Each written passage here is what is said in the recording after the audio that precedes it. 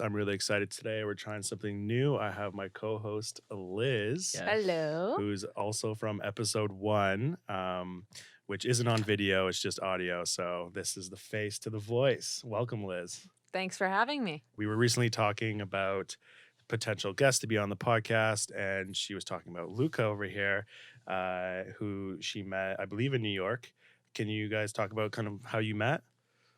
Yeah, I mean, I can speak to that. Liz reached out. They were doing a panel. Shopify was doing a panel about around Pride in New York, LGBT entrepreneurship, and Liz reached out, and I was like, "Yeah, this sounds amazing. Let's do it." And it was great. I had such a good time.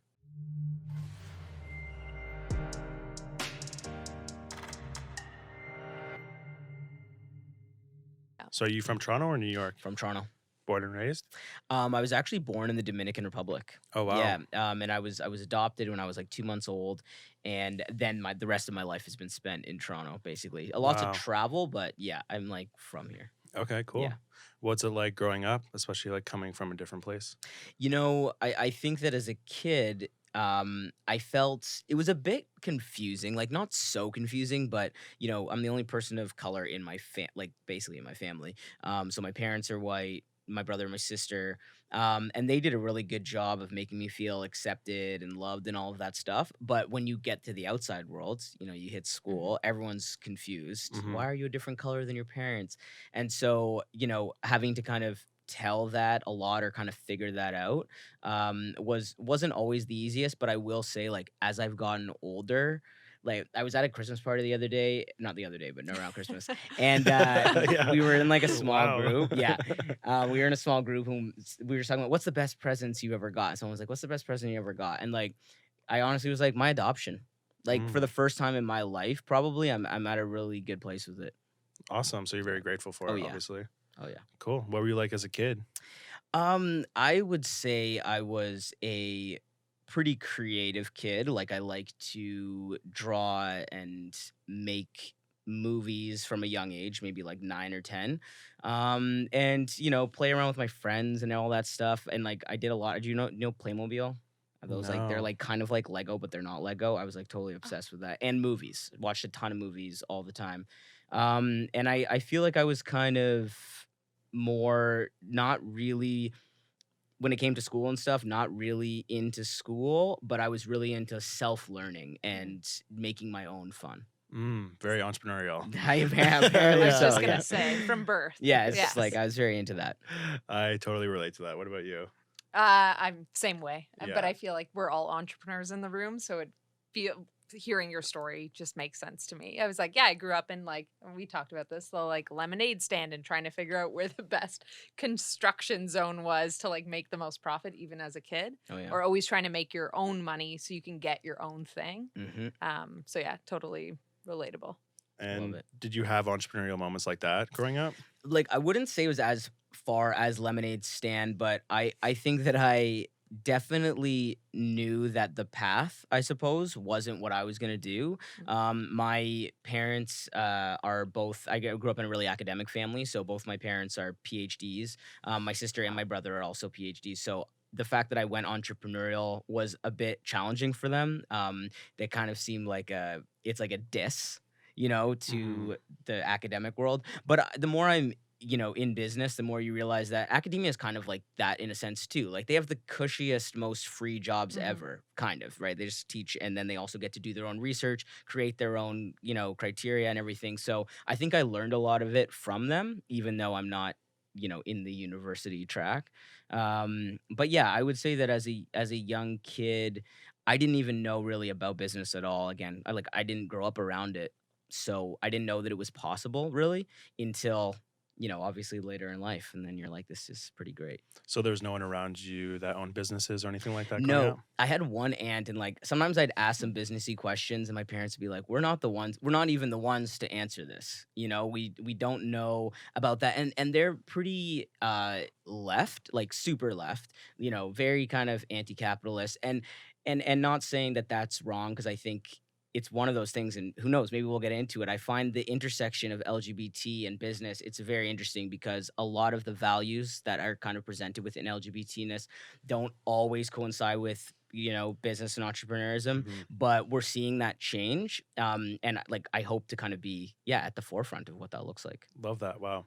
And there's a lot of new stuff happening with like Venture Out, like trying to Mhm. make the narrative a little bit stronger and, supporting the community and stuff. So I think the narrative is going to change, Yeah. especially with things like this podcast too. Totally. And as you grow up too, like when I don't know what your parents' situation was, but when you grow up with parents who are very adamant about that stuff, you see the cracks a little bit too. That part of it is kind of just, talking from a political perspective, but then you do a bunch of businessy stuff, right? It's like they would take these elaborate trips and we would do like capitalist things. So it's just interesting to kind of see that as well. Wow.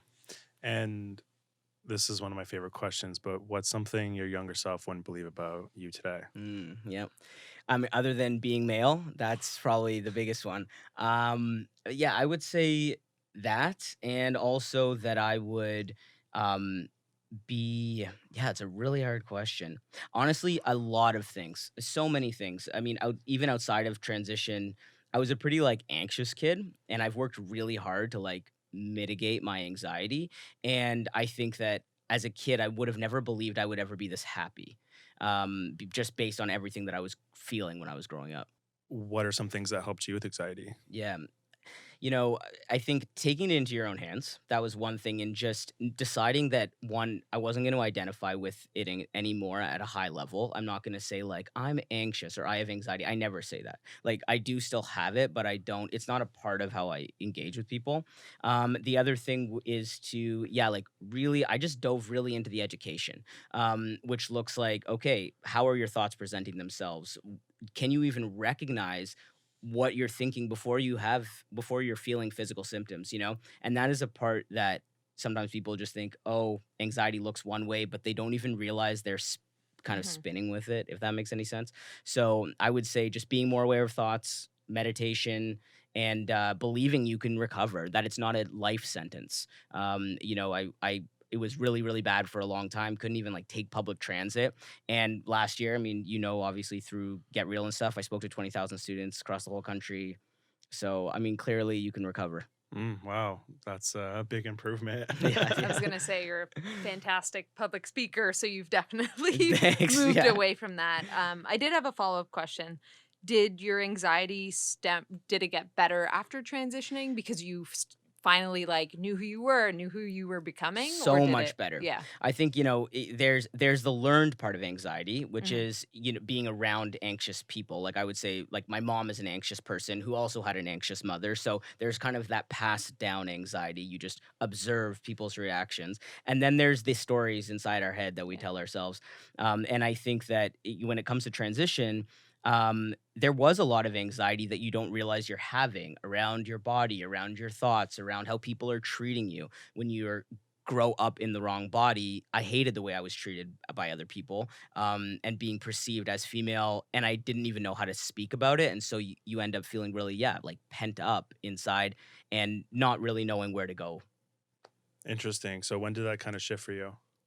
I would say I really started to, well, I essentially, when I was a little kid, I talked about being male all the time. If this is about the transition stuff, so yeah, like I talked about being male all the time, but my parents and no one knew what that was like what that Mhm. was, and the idea of transitioning was so bad. Like I think we forget because we're in this. Not only are we in Toronto, but we also there's so much Mhm. pro trans stuff going on. But it was basically like a death sentence. Like even the term sex change is something that took a long time to be out of the vocabulary of Okay. culture. And so when you have a kid who's expressing that they want to transition or want to do that, I think there's so much fear that you just don't want to do it. It's just really, So my parents kind of said to me, you can be dress male and but you aren't male. You have to be a girl. There's just no way really around that. So a lot of my life was spent like that. And then in high school, this is kind of obviously diverging from the question, but it gives context. In high school, I was like, I'll try to be more female, I guess, and try to fit in a little bit more, but it still really wasn't working for me. And again, I was still struggling with a lot of the anxiety stuff. My grades were terrible, all these things. Wouldn't go to school or whatever, right? And then it was basically when I was like 18, I found, well, YouTube was just kind of starting, Mm. and I found these guys who had transitioned on YouTube, and they were talking about their transition, and I saw them, and I'd like never seen anything like that, and I was like, wow, I totally need this in my life, and then yeah, it's just kind of been a whirlwind of events since then. What was something in the video that inspired you or like was eye opening? You know, the way they talked about how they felt. So, one thing that like, when you start, you come out, and so at 13, I told my parents I was a girl who liked girls. I was at an all girls school at the time as well, and that was really challenging moment. You know, you never know what they're gonna say. And then you start hanging out with people in the LGBT community, and I ended up making a bunch of friends, female friends who were also identified in LGBT, whether they identified as lesbian, gay, whatever the case was. I never like felt like a lesbian. I never identified that way. But again, there was no certain terms. So I remember a time though where I'd met some cool friends, and it was like my first Pride. First Pride's not the first one, but when you grow up in Toronto, you get to go to Pride really young, right? So you're like 19, 18, 19, 20, and or maybe I would have been even 17, 18. And there was a female person there who presented very male. Like looked like a boy now obviously that's happening all the time, but at that time it was still a little bit, right? And I remember talking to her, and I was like, yo, I feel all these things. I hate my body. I feel like I need to be male. I'm having all these thoughts and feelings. And her response was like, wow, I don't feel any of those things. And it was really surprising to me because I just assumed that you also felt that way Right. because you also dress super male. And that's when I started to really understand that being trans is like more than your presentation, and there's a lot more involved than just like dressing like a boy. Mhm. Yeah, because even drag queens, it's not the same, right? There we go. Yeah. And one particular thing we've actually talked about before that blew my mind, aside from any physical changes, was how you had to actually change your mannerisms. Oh yeah. And we talked about this for like the whole time we were in the Okay, airport, cool, I think, because I awesome. was just like, oh my God, like, yeah, walking down the street, you had to like figure out how to address people differently or like cross your arms and certain things. I don't know if you want to No, yeah, speak to any of that, but I thought it was super interesting. it totally, and it's so normalized now for me, but I do remember, yeah, that there was a lot to learn at the beginning, a lot to learn. And I guess one thing in particular that I probably said to you too was, for instance, the eye contact thing. Like men don't make eye contact in the same way that women make eye contact, like especially as strangers. And certain things about like smiling and when you smile and when you look away and the whole like men dominance thing on the street. And I guess if you grow up in it, you don't notice it as much, but there was definitely that time period of realizing that, okay, you lock eyes with a guy, like a guy on the street, and the person who kind of looks away, you have this kind of like look away thing to say like, okay, you could probably take me in a fight or Interesting. whatever. So Whatever's happening on What's the the difference subconscious there? level. What's the difference between the Yeah. genders and looking at people as strangers? Yeah, I think that like men aren't used to. There's a lot more freedom in eye contact with women, right? And also women, men. Because when a woman is looking at me, like a lot of the time she'll smile, and they say that that's kind of, it's like a learned thing, and men just don't have that same reaction. And when I used to, I'd get eye contact and I'd smile, and then the guy would be like, why is this guy smiling at me or whatever? And you Right. realize that those really subtle things are just very different gender wise. Yeah. And I think that re-establishing yourself in the world as a different gender, you notice a lot of the stuff. Like one example is, for instance, there's like I think it's still there, the bus TTC, right? It says like, women can either flag a bus. What's the rule there? It's like women can flag a bus or they can get off between stops or something. It's like a safety thing, right? It says it on the TTC. Anyway. Yeah, I don't know. Okay, so it I'm says like, it on the have I seen TTC. this? Yeah, there's like a request stop thing for women, and it's at night. And I remember like, Oh, yeah. like So my you don't have to like walk from your station That's to right. this or make it a little it's safer. it's yeah. great. It's I don't know if people use it, but it is there. And I think I saw a woman like flag a bus the other day, just like mid stops in the bus stop. You can Oh, do wow. that. Yeah. Ah. So but I remember like the first few years of transition, I saw that sign. I already knew it existed, but just really grieving sometimes the fact that like I no longer fall into some of those categories. And even though I'm at this most terrified time in my life, like in transition, like that I'm going to now be living in a world that is going to be totally different.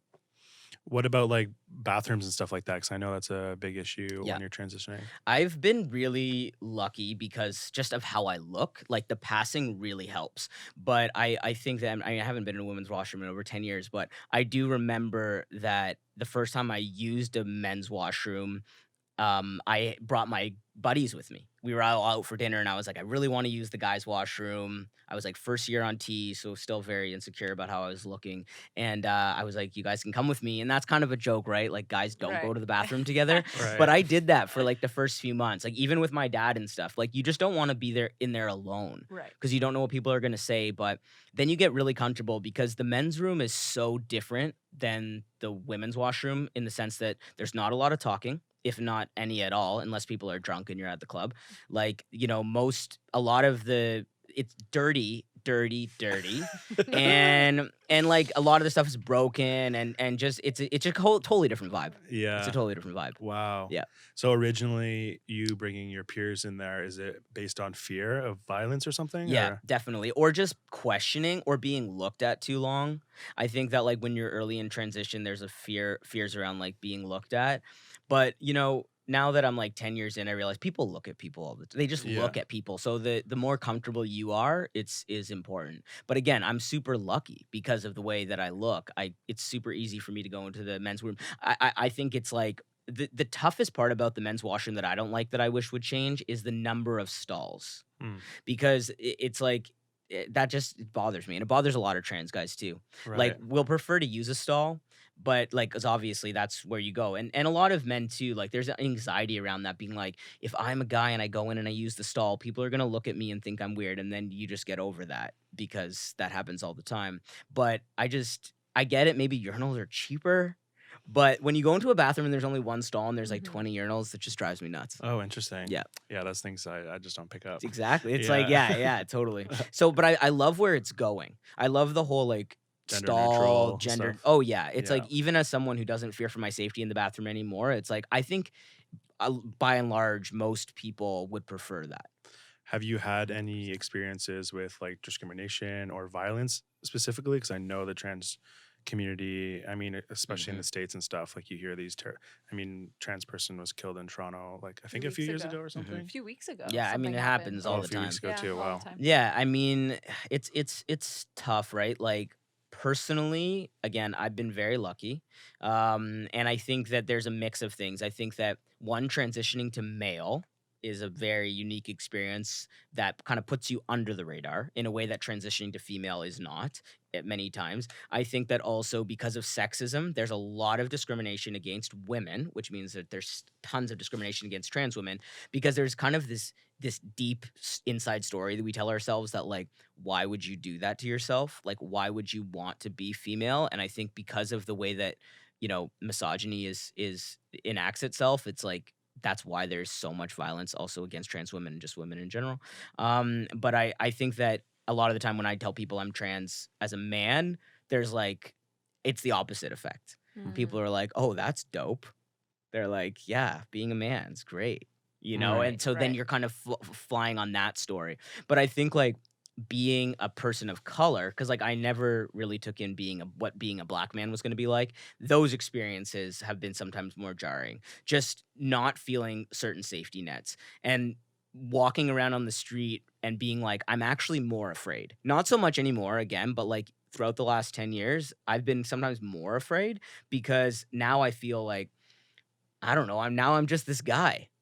And like, who knows? Like, maybe someone will see me and be like, I'm just gonna mug that guy, just cause. And I think we don't think about men having those types of fears and anxieties, but they definitely do. And it's not that one is better than the other. I think, and this is a whole other conversation. But I wish there was less competition between Right. men and women in general. Right. Wow, that's so interesting. Like That's who has it harder? I don't know. The whole, Yeah. I'd rather just be like, yeah, everyone's dealing with obviously their own stuff. hmm Yeah. Okay, so you haven't had any. Yeah, but me personally, I've been super super lucky, and That's like good to hear. yeah, maybe some people say something, or I always assume more people talk stuff behind my back, like especially in the early transition times, that people were probably saying stuff like, "Oh, that's so crazy" and all that, but I just basically was like, "There's nothing I can do about that." Right. And that was also like you're going back 10 years now, That's where right. we have, like, despite there being like a lot of violence just in general in the GLBTQ Yeah. community, having come this far, hopefully people aren't necessarily talking behind your back anymore. Yeah, I would hope, or you've dropped 100%. them. Yeah, exactly, Yeah. exactly. You're not friends anymore. Yeah, exactly. Is there anything that like the general population might be saying that they don't know is wrong Mm, or like triggering for you? mhm. Like as far as like people listening and stuff? I think that we need to get past the idea of that one, passing is more valid than not passing, because like that's still obviously a narrative that goes around.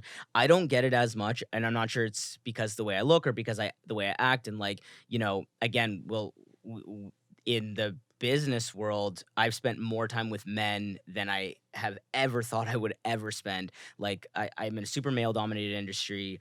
Around all my colleagues are men, basically, and so that's taught me a lot about not just who I am as a man, but just of masculinity in general. But yeah, in terms of what people would say, I think we need to get past a place where when you tell people that you're trans, there isn't this I had no idea. That's kind of like it's flattering, but it's also on the line, Mm. Yeah. And then also just anything that kind of equates to that, this whole like, wow, the shock, which is still valid and sometimes it is fun, but I think what it does is it makes it so that people who don't pass feel less than, Mm. like, or that they're not real trans. It's like, oh, you must be a real trans guy because look at how you look, but it's like you can't control how you look, Wow. That's good perspective. you know? So I guess let's just back it up a little bit and let's talk about general process of that transition. Yeah. Like when did it start? You talked about coming out when you were 13, but then starting to think about transitioning when you were Mhm. 18 or something like that. And then like just like talk about the process there. Yeah, I mean, so for one, it's one of those things where it doesn't really end.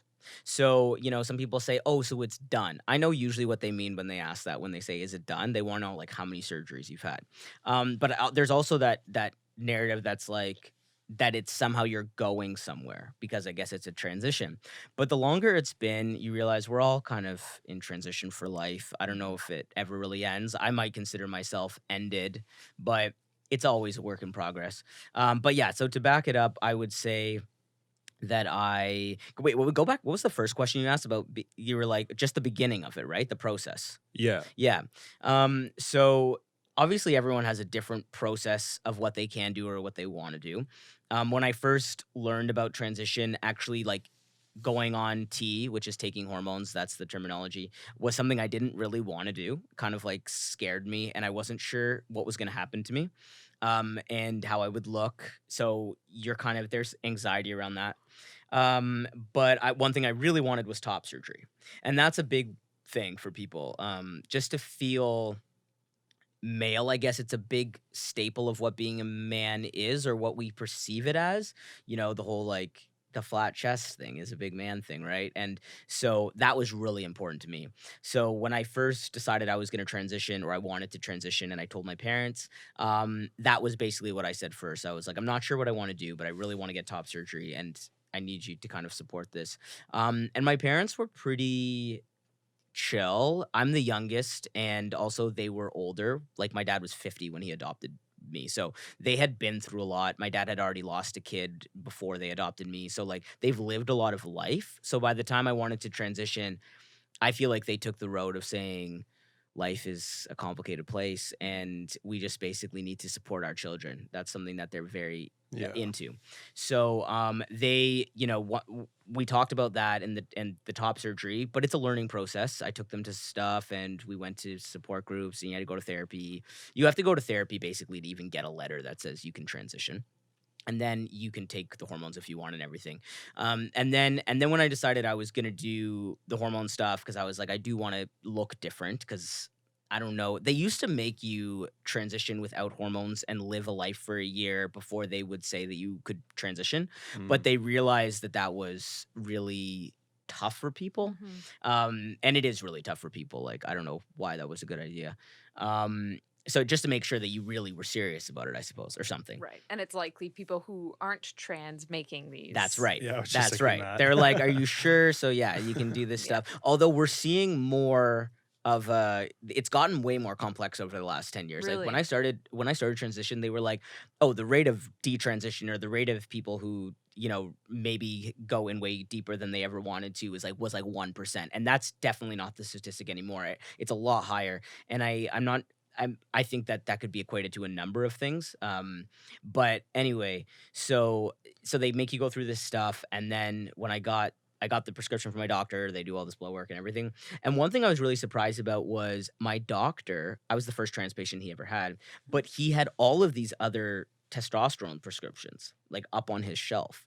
And I was like, "What are these for?" Who I thought I was your only trans patient. Oh, I thought I was your only trans patient. Just kidding. And he was like, "Yeah, actually, like we prescribe testosterone all the time for all different things. It's just to men. Like it says on the bottle, don't take this as a woman."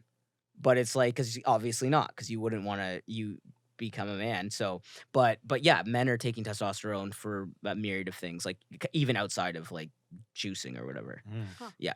So you get the prescription, and then it's really up to everyone as an individual. Like I can say for me, I started taking it. You see changes really fast. It's super exciting for the first couple of years. Then it starts to get really depressing for the next couple of years. Why? It's just because, like, I don't know. I mean, that's just my experience, and like some other people talk about that as well. But I think you don't realize the brevity of what the situation, and not because you're doing all these ridiculous things. Because I would say about my own transition that even if transition killed me tomorrow, it was the best thing I've ever done. But I just for so many reasons. But I think that you get to this place, especially when you start passing and you start being seen as a man all the time and you start interacting with men, it's jarring. The whole thing is just jarring. You're like, all these things that you like. One example, even just being LGBT, like, which is a complicated thing in and of itself, right? Because like I date women, so that adds a whole other level to it. But I think that when you lose the community, you lose a lot of your visibility. You lose, like, when I'm with a partner and I'm at an event and they're like, who is this straight couple here? Like, or you see two women holding hands, and you used to be able to get to look and share a mutual understanding, and that's gone. They're like, who's this black guy looking at me? You're walking on the street and like people want to walk faster than you, or like, even before one time I was walking on Queen Street looking for a place to eat, and there was like a white couple in front of me, and the guy turned around, and he was polite, but he was kind of like, my girlfriend wants to know if you can pass us, basically. Like, she's uncomfortable with the fact that you're walking behind us. And I was like, okay, cool. It's all good. I don't want to fight. But those things you aren't exposed to as a woman. The conversations about women. Like I worked, my first job that I had as a man was at the Apple Eaton Center. It was like the best job ever. I totally loved it. But it got trying for sure to be stealth. I spent the first 5 years stealth, so I transitioned and I didn't tell anybody, which was my plan. I was like, I'll never talk about transition. So I did that for 5 years, and it was like just painful. By the end of it, you're just like listening to stuff. People are saying things about trans people. They're saying stuff about LGBT people. They think because you're a black guy, you're gonna feel certain ways about certain things, and then you don't even know how to address it. So I think there's a lot of mental stuff that people aren't prepared for. Yeah, and I think men specifically suppress a lot of feelings and yeah. a lot of different things. And I think females in general have a lot of pressure to like Oh. have kids and you'd have a family. I think those are like the two big pillars for those genders. One thing I miss so much, dude, is touch. I miss it. Like, I've been single for the last 3 years too. And it's like, I try to bring it back. Like I try to do more hugs, and like I've taken a lot of proactive effort in the last year, especially to not be so shut off. But it's a huge part of what living in the world as a man is like. You don't get a lot of physical, like, embrace, and you don't cry with your friends in the same way. You go to a bar, like who's all sitting at the bar? It's all men. We think, oh, men, that's because they're all alone at the bar. It's like, but there's reasons for that. It's isolating experience. Yeah. Was that a struggle for you? Oh yeah. Oh yeah. But you have to, I think it forces you to get great friends. It forces, especially in our world now where we're talking about more of this stuff, it helps to be able to speak about it. And you can, like anything in life, you can look at it as it sucks, or you can roll with the punches and, if you can't beat them, join them and just be like the strongest, most independent version of yourself that you can be. Yeah, become super resilient. That's right. You can just be like, this guy's doing it and he seems fire. So great. Cool. Well, I mean, we kind of just touched on a little bit, but like, what were some of the hardest parts of that transition? Yeah. I think all of that stuff, like outside of that, I think it's like, it's still the realization, and this is why this is so great. So to kind of preface this, when I first started in marketing, I was terrified that people were going to find out I was trans. So I even started another Facebook. I started like my whole business still stealth, like outside, and my dream was like it's like the opposite of coming out of the Oh closet. yeah, it was like that sounds like me when I was in the closet. Yeah. It's very, and one of my dreams was I was like, I can't wait to be able to talk about business and transness at once. And I waited years and years and years for that to happen. Being the marketing director of Get Real for a bit was like the first foray into that. Being on that Shopify panel was one of the first times that I ever was able to be out and also be in an entrepreneurial environment. So, these things, it's so exciting to see that coming true. But I think some of the more challenging parts are recognizing that, I'm going to have to come out forever, and that I won't always know how people are going to respond to it. And you're always, having to judge what's going on. I have a ton of colleagues. Some of them know, some of them don't know. And I always just judge it in the moment. But I think that's one part that'll never go away. That's always a bit challenging. Yeah, you definitely always have to come out. Yeah. For us too. Yeah. Yeah, It's all the just time. like- Well, the difference, I guess, based on your point earlier, is like if I walk into a room with my partner, we're like visibly queer.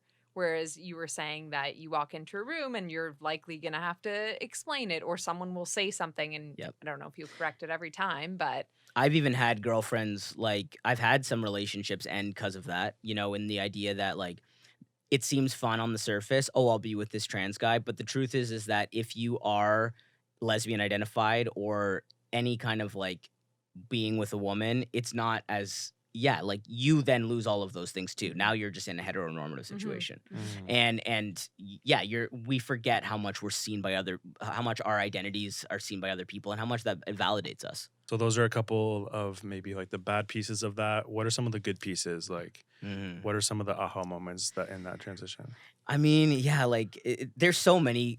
There are actually a lot of good stuff. I would say because I needed it so badly, I'm able to give so much more love to my friends and family because you're less internalized about your issues, and I can just kind of feel like I can be myself finally.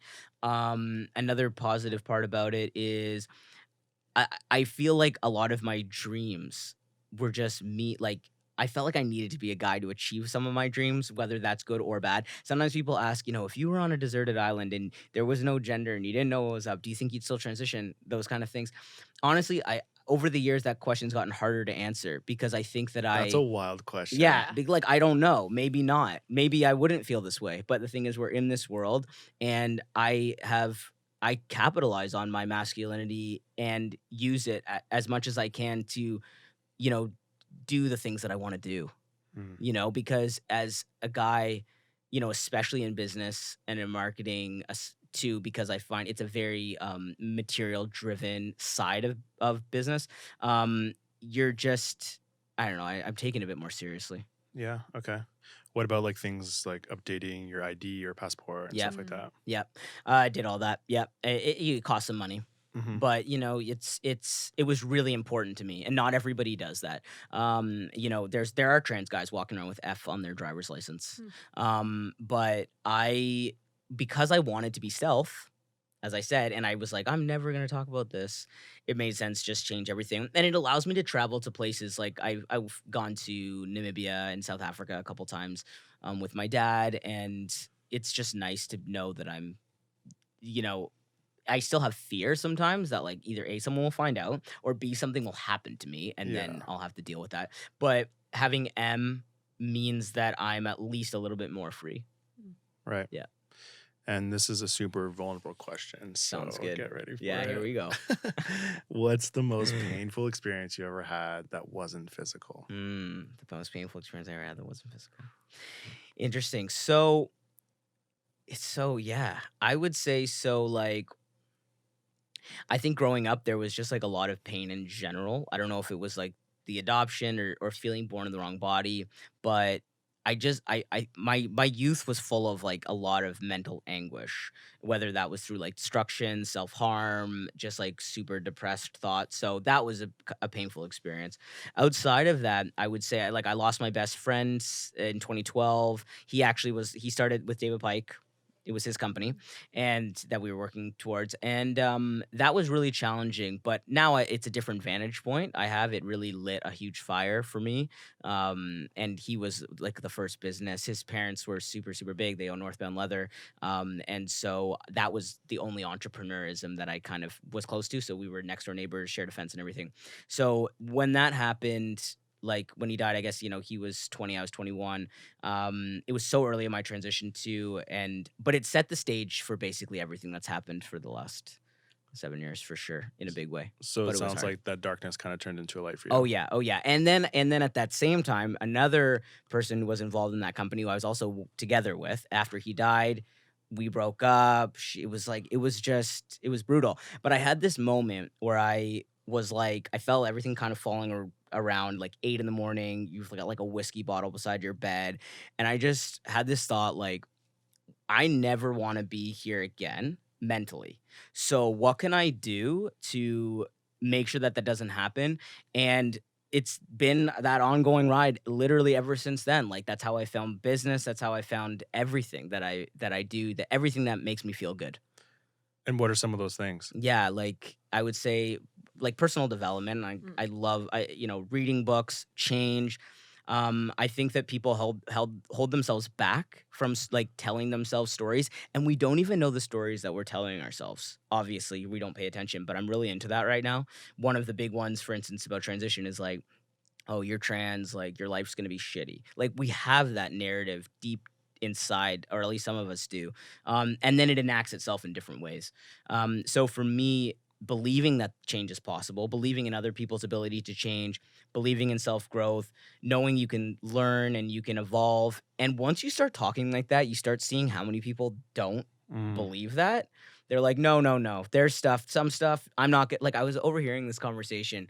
I was at this coffee shop overhearing this conversation, and this woman's just talking, and she's like, yeah, like I'm never gonna get my driver's license. Like I'm just gonna be the most terrible driver. Like I'll never even know what those signs mean. And it's like we say that stuff so flippantly, but you don't realize how much that affects your life. Yeah. Like that stuff will destroy your life. Yeah. Yeah. It's that voice inside your head. Totally. Yeah. We'll just like kind of like wrap up the growing up and Yeah. coming outside of the interview, but we just talked a lot about kind of some of the bad moments, some like the pain you felt growing up. Fill in the blank. Dear younger self. Oh yeah. I would say, dear younger self, don't stop, keep believing, and your best days are ahead of you. I still believe that even as of right now. Like so much incredible stuff has happened. There were so many things that I wanted to do, and I guess isn't directly to the grade 7 self, but like there was like I got to go to Sundance. I like there's tons of things that were on like my bucket list that I achieved. I felt like so quickly that everything gets more exciting once you start doing that. Like once you start putting down some serious goals and you start checking them off, you're like, wow, let's just keep this train going. Yeah, you keep climbing that ladder. Oh yeah. And then, it gets very exciting. Cool. Yeah. So let's talk about all that stuff. Cool. Why do you think you're an entrepreneur? Yeah, I mean, I think that, and I'd love to hear what you guys have to say about this too, but one reason was the job thing and not feeling like, especially at that time, that you could be in a job as a trans person. Again, but it's part of the stories we tell ourselves too. Like, I felt like I didn't want to apply for jobs. I felt like I didn't want to be in situations where I had to hide myself or whatever, because that was a lot of what it was. And also, like, when you're in a work environment, it's not so much that I don't want to tell you I'm trans because I think you're not going to like me. I don't want to tell you I'm trans because I don't want to have to answer questions. Like, I don't want to have people I work with thinking about my body. I just don't want that stuff. Yeah, fair. So that's partly why it was. And then the other thing is, anytime I was at a job all I could think about was not being at that job and everything else I wanted to do. And third, you know, I'm a pretty like, you know, and for full transparency on myself, like I found my love of money pretty, I'm not even going to say young. I actually found it pretty late in life. And a lot of it came from after the death of my friend. I just remember thinking in that moment how much I wanted to get away. I really wanted to just, I wish I could have gone somewhere and done something, and I just felt like I didn't have the money to do it. And so a lot of what drives me is financial freedom, and the truth is there's nothing like entrepreneurism for financial freedom, because that's the only that's the only thing. You get to a point where you realize that even if you've got the 200K a year job, you're still in a 200K a year job. Yeah.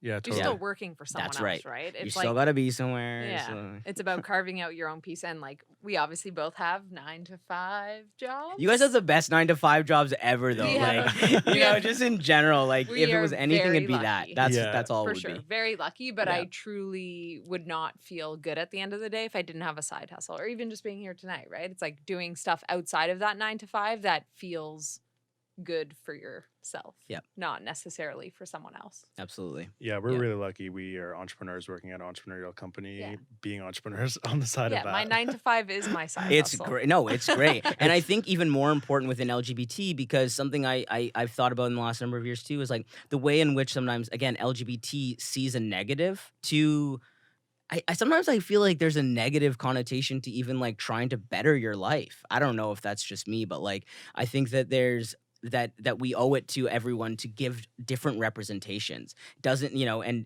just because you're trans, again, it's like I want to show people that doesn't mean you can't be happy, doesn't mean you can't be rich, doesn't mean you can't like get the things that we feel have been taken away from us and grab them. Hmm. Yeah.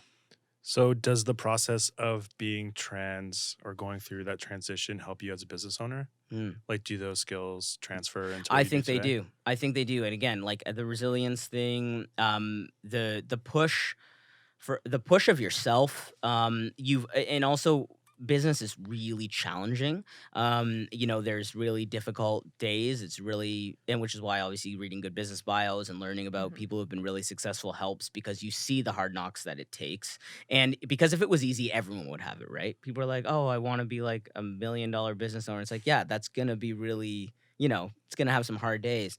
And I think that being trans teaches you that really young.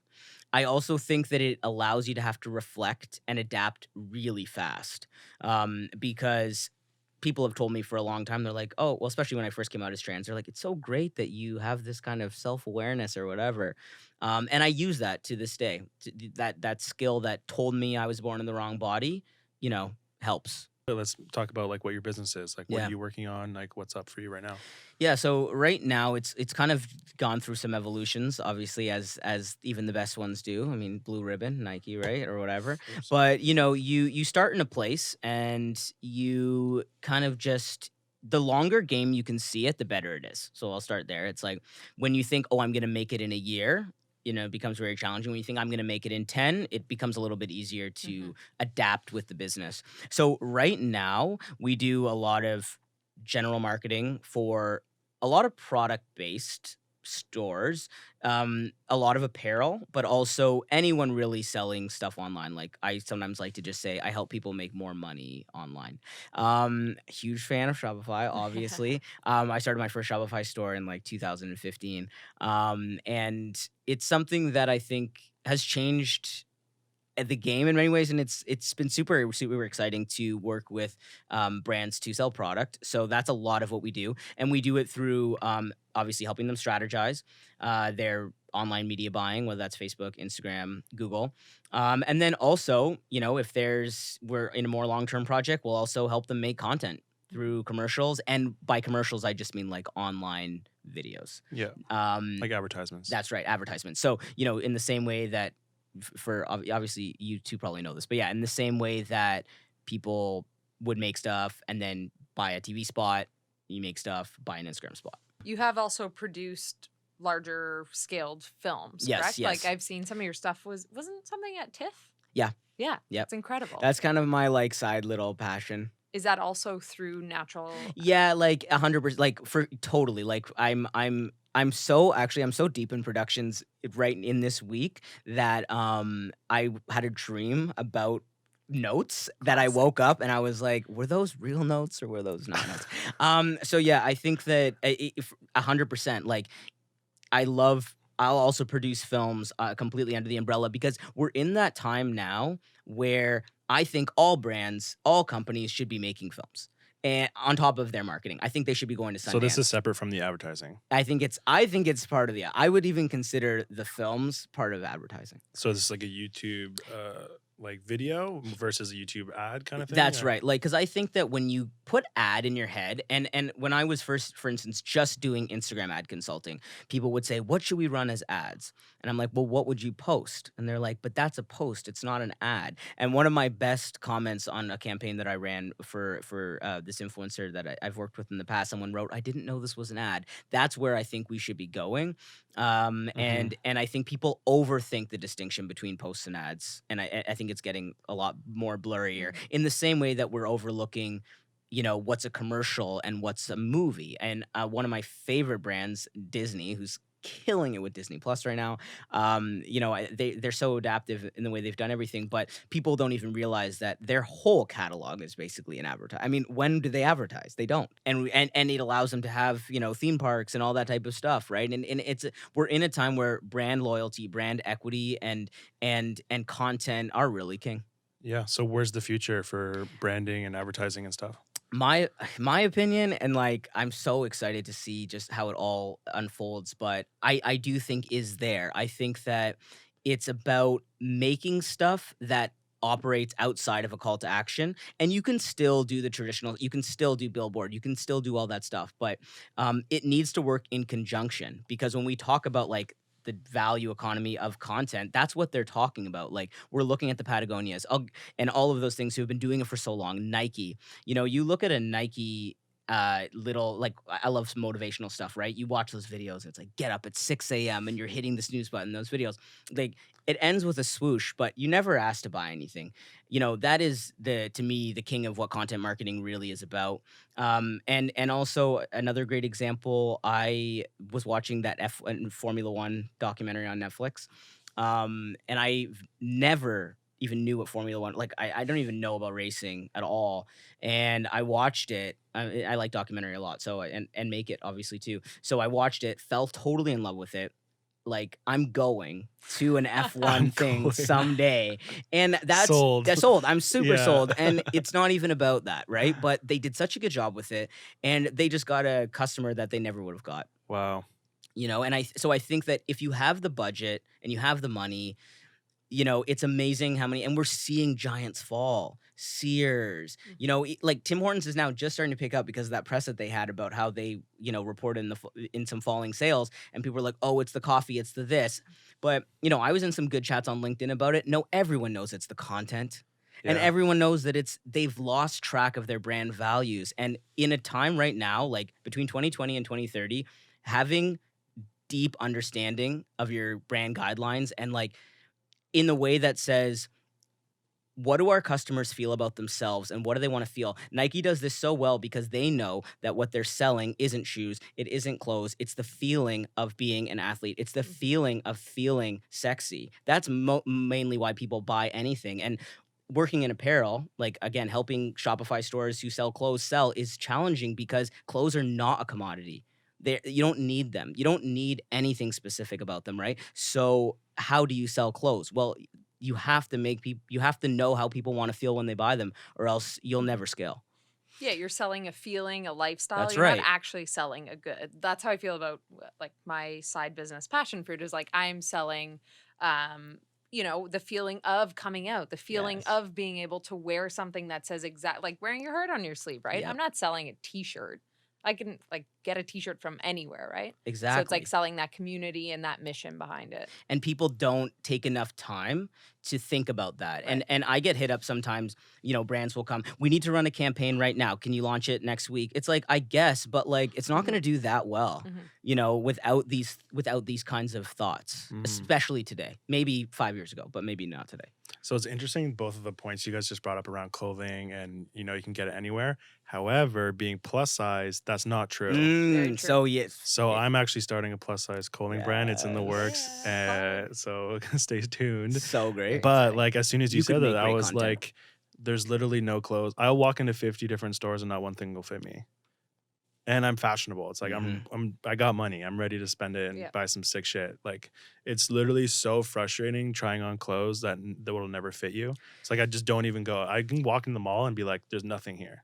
To that point, right? You're not going to be selling plus size clothing. You're going to be selling inclusivity. You're going to be like it's always the emotions attached to what the brand purpose actually is, right? I mean, that's obviously a rare case when you're just talking about clothing, but For like sure. as soon as you said that, I was like, No, Yeah. 100%. And I think that but clothing is sometimes so standardized, which is why this whole thing that's going on now is so exciting. That people can just, especially with POD, it's like you can basically make a clothing. It's all about how you're selling it, and way less Totally. about the clothes. yeah. Yeah, and again, when you go to a mall, it's all like I'm a smaller guy, which is again back to the transition thing. That was a whole thing to get my head around, because I went from basically being an advertised person to a smaller guy.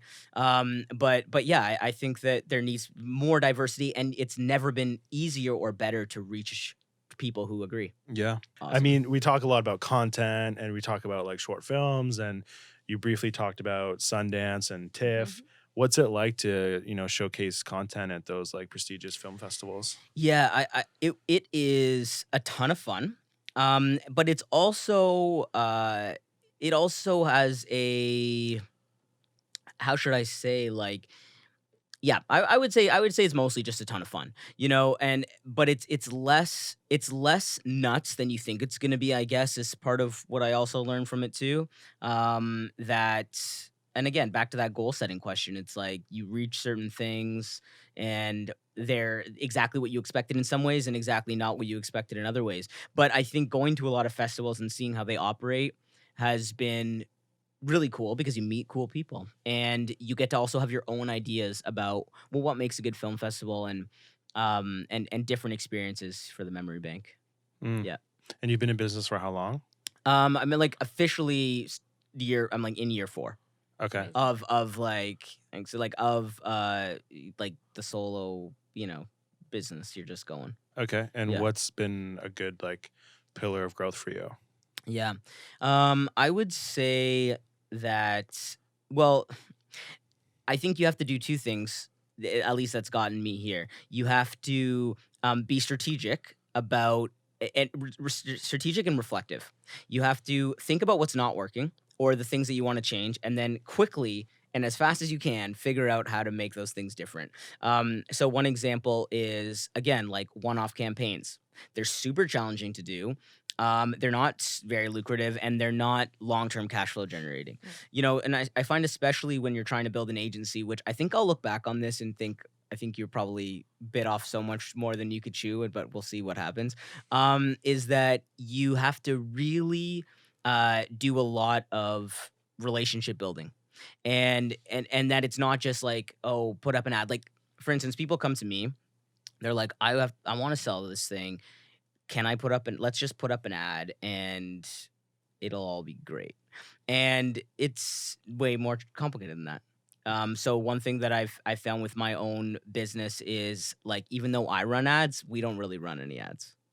Like, that's probably going to change, but it's gotten this far, this long. I also think aligning with great people who can take over skills so you don't have to do every single thing is really awesome. Like, yeah, I used to hold camera and video, and I've made stuff in the past, but there was a period there where people would ask me, hey, can you come shoot this? And it's like, no, I'm definitely not the person you want shooting this, because you start to meet other people who are shooting stuff, and you start to fill in the different roles a bit different.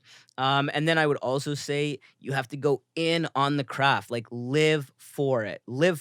Like, I think that in the last few years, like, I've been single for 3 years. Like there's a lot of stuff that used to be really paramount in my life and seem really important to my own narrative that I've moved away from because I would, I love just learning more about, I love learning about ads and I just going all in. I'm going all in right now. So yeah, Sacrifice who you are for who that's you want to right. become. That's right. I love that There we quote. go. So you said not doing a one-off ad. What do you recommend instead?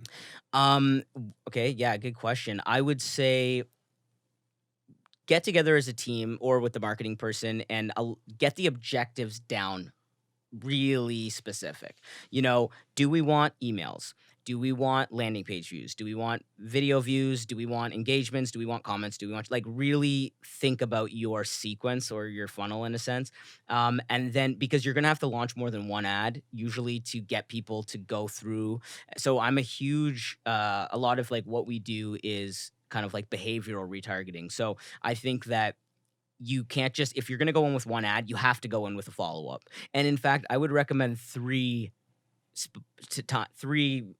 segments. So, what's our top of funnel content? What's the stuff that's just hey, we want someone to watch this. It's just pure engagement, views, no call to action. Let's just show people that. Have them pre-qualify themselves by watching this video. Then day 2 or day 3, now If they click and engage that's with right. it, then If they watched, now maybe they get another offer. Like for instance, in the product space, maybe they see a video about the brand first or something that they're gonna like. If it's a video, a brand that maybe aligns with environment or whatever, maybe you show a video about how the world is, the climate or whatever. People watch that, they like it, they share it, they engage in it. Now, day 2, let's follow up. Now we show them the product. The product's in the feed. Let's see if we can get them to the page or at least add to cart because the add to cart drop off rate is nuts. Mhm. Like we're running some campaigns. We're talking about $100,000 plus in just add to cart in like a month, let's say, right? That's a lot of revenue that you're leaving on the table. So then I would definitely recommend you're going to collect everything. It's okay to lose money at the top end. Like clients are saying, oh, where's the return on this or what are we going to see from this first run? It's like, honestly, we need to lose right now. You need to be able to say, we need to put this money, we're going to lose this money because trust me, if you do it right, you'll clean it up.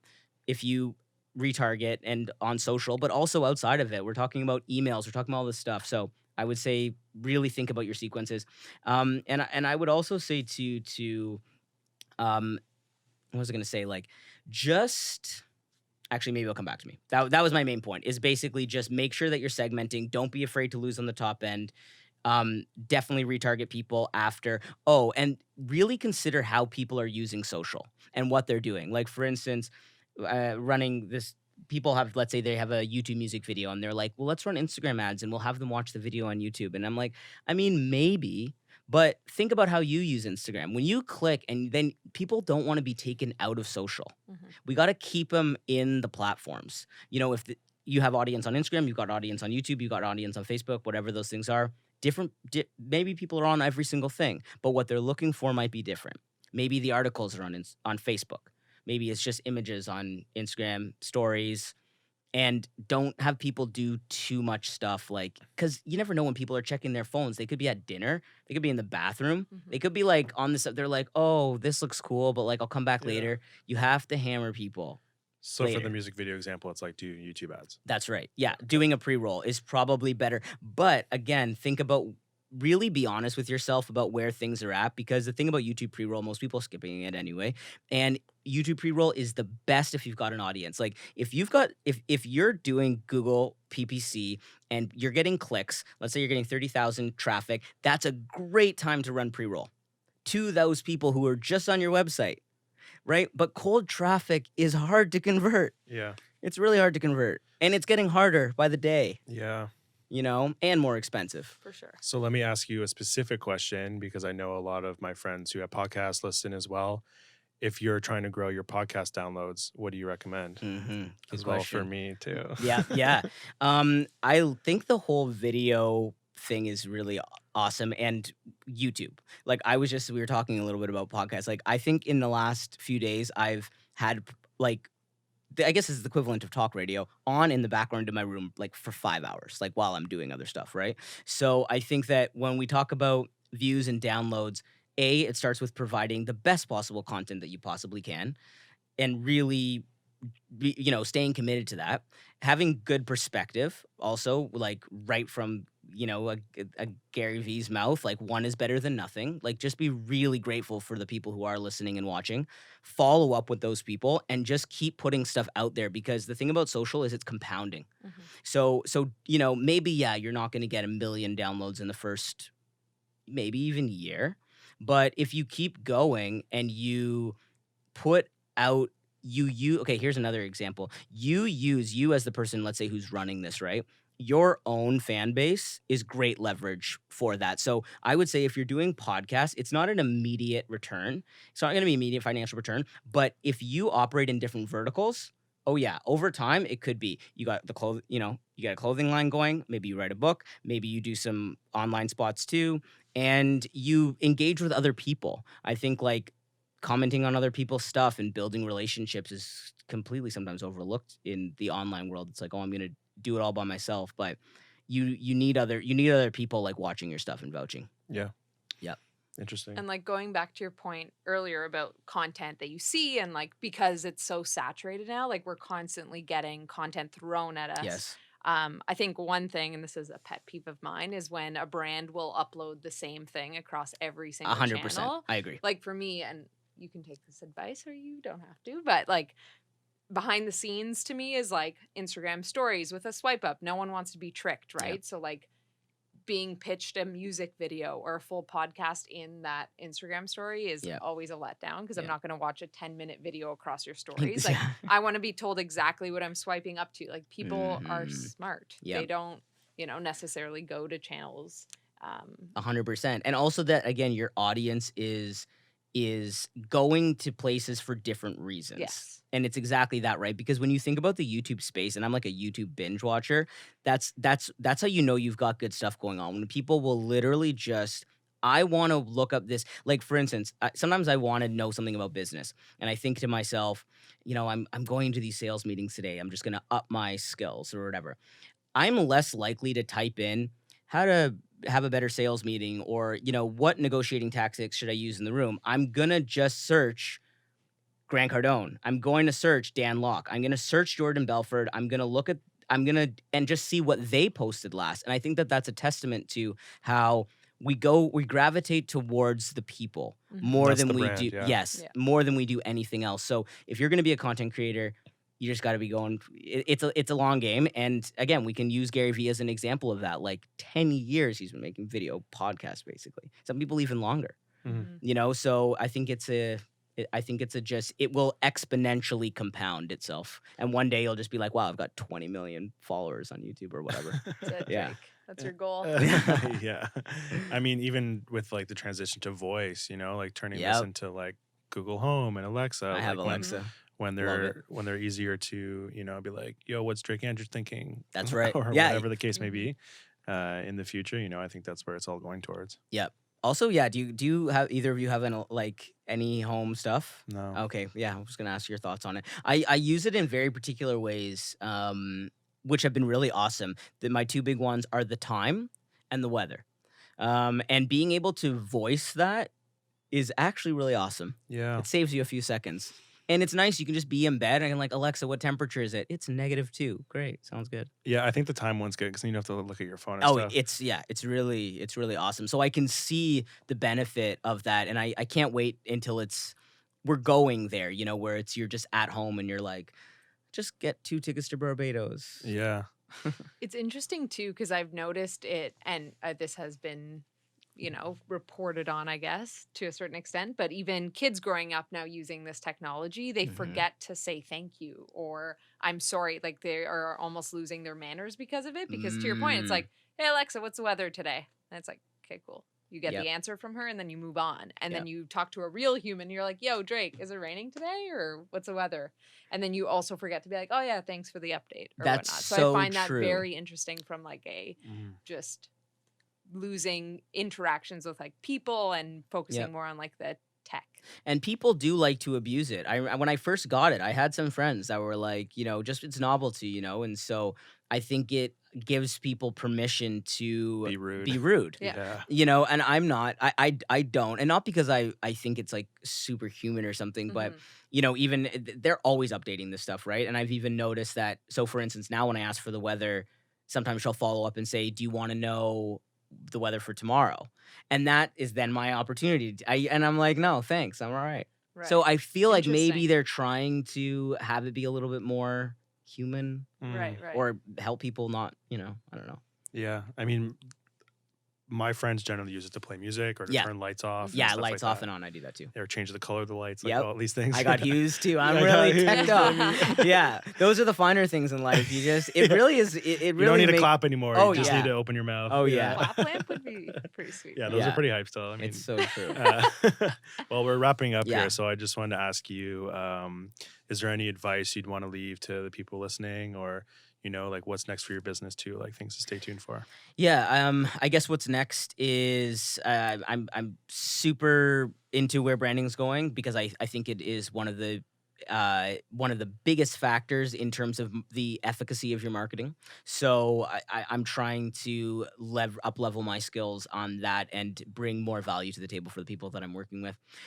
So that's exciting. Have some films in the works too. So I'm going to work on we're currently working on a feature about passing. Passing was the first doc I made, and it was about passing as a trans man to two other guys. So we're going to do a feature on that. So that's kind of exciting. And in terms of advice for other people, I would say, is it just general advice or Whatever business? comes to I don't mind, yeah. know. I would say Like to the LGBT community and like entrepreneurs and stuff, like the people listening. yeah, great.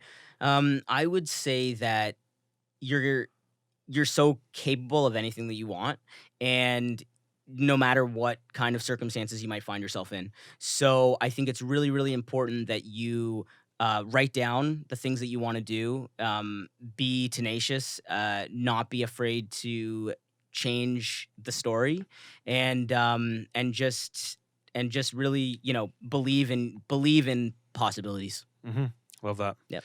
And you talked a lot about the content you make. Where can people find it? Like, what's your Instagram? your Yeah, my YouTube?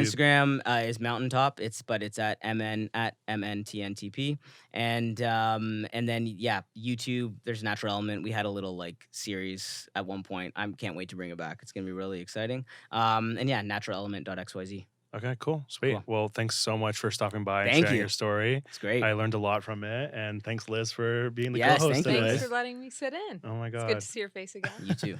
Awesome. Well, that's it for today. So thanks everyone on the film watching, and have a great day. Great. Thanks everyone. Ton of fun. Boom.